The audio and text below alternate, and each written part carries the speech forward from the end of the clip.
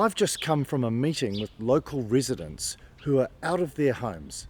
Just a few days before Christmas, their homes are contaminated with asbestos and they don't know when they can return. Behind me, the school, which was the centre of the fire, is now getting the remediation that the street and the residents deserve. But the Ministry of Education, Auckland District Health Board and Auckland Council are all pointing the finger at each other and refusing to step up and take responsibility to coordinate the clean-up. My wife rang me, obviously pretty panicked and stressed, very, very anxious, as you would imagine.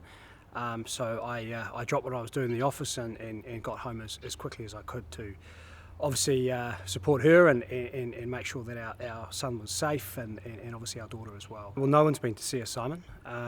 We haven't had a visit from anyone. There's been a sort of a mailbox drop, so we've received one notification that I'm aware of, sort of talked about the situation. But in terms of any sort of formal communication from any local body or Ministry of Education or Health, I certainly haven't had contact with anyone in that respect. How did you find out about the risk from asbestos after the fire? Yeah, really, it was just sort of chatter in the street, amongst residents. It came quite a bit after the fact. I mean, we were obviously going in and out of our house, post sort of the fire being, put under control. But we were obviously, in and out of the property for quite a period of time. Once I'd heard the rumour, I sort of fronted one of the fire department staff and asked him, and he confirmed that yes, there was asbestos in the roof of the building. I mean, as soon as I heard that asbestos was involved, we made a decision, really to just leave the premises. It looks like during the washing procedure that workers were washing asbestos dust and fire residues into the drains. Do you know anything about that? There's been a number of people who have been on site, and there's been certainly work going on the school site, and then I believe I wasn't here, but some form of wash down of the street, but I believe that was fairly limited.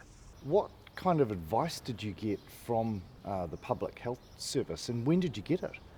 Well, very little to none would be my answer to that. I mean, I do believe that some of the residents, through speaking to them, had a sort of a knock on the door, but the level of detail they were provided in around health risks and the sort of level of the issue was sort of mixed messages and limited at best, to be quite honest. So I personally, we weren't contacted by Ministry of Health, certainly in our house. I've had no dealings with the Ministry of Health or any real sort of advice from them. What we know is there are big gaps. They haven't done a health risk assessment. They haven't taken any samples, and yet they've told some people they can return to their homes and mow the lawns even though there's asbestos on the lawn. They've told other people they can't return to their homes, and we've heard that they've actually issued a notice to somebody who's returned to their home and said, well, they are going to clean it up themselves because that's the advice they had from the health service. We just want to see that coordinated approach, and what solutions and measures are going to be taken to get to those solutions. So that's absolutely what we're after.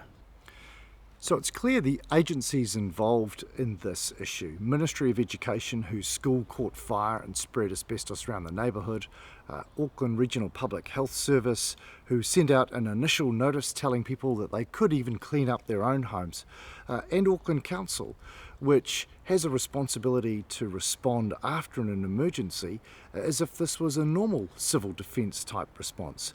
None of those agencies are here and none of them have stepped up. If this was any other kind of emergency, like a flood, civil defence would have stepped in to help coordinate the response and look after people's welfare and get people back into their homes as soon as possible.